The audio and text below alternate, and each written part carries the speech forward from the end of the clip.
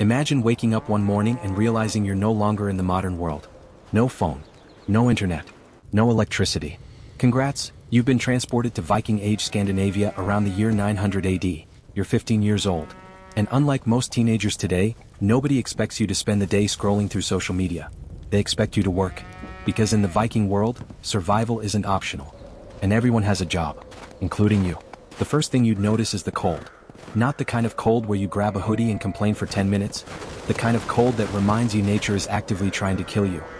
You live in a longhouse alongside your family, possibly grandparents, possibly cousins, possibly livestock. Privacy isn't really a thing. If you're hoping for your own bedroom, you're about 1,000 years too early. Your day begins before sunrise, wood to gather, water to carry, and chores that absolutely cannot wait.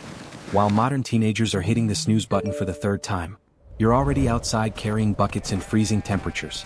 Congratulations, you've unlocked hard mode. One thing Viking teenagers didn't have was school.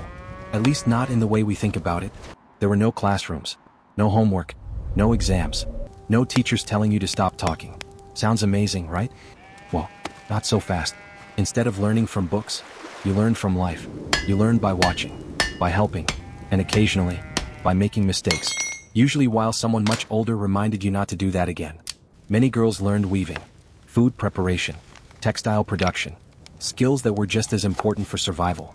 Everyone was expected to contribute, because if you couldn't help, life became much harder for everyone. By the time you reached your teenage years, people expected competence, not potential, actual competence. But education wasn't only about work. Stories were one of the most important ways knowledge was passed down. History, legends, family traditions, everything was shared through storytelling. Long before movies, long before television, stories were entertainment. Some of those stories were probably a lot more exciting than algebra. The downside? Instead of homework, you got actual work. Lots and lots of it. Because in the Viking world, knowledge wasn't measured by grades. It was measured by what you could actually do. If you're imagining Viking life as one giant adventure filled with battles and heroic quests, I have some disappointing news. Most Vikings weren't warriors. They were farmers. And that means a huge part of your life revolves around keeping food on the table. Planting, harvesting, repairing, repeat. The work never really stops, because winter is always coming. And winter doesn't care how tired you are. If your family lived near the coast, you'd probably spend time fishing too, which sounds fun, until it's freezing outside. And when you're not farming or fishing, there's always another job waiting. Of course, it wasn't all work.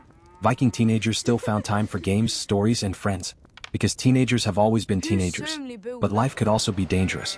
Disease, accidents, brutal winters. A simple problem could quickly become a serious one. So what would it be like to be a Viking teenager?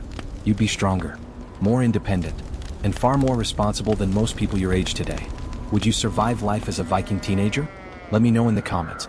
And subscribe to Living History for more journeys into the past.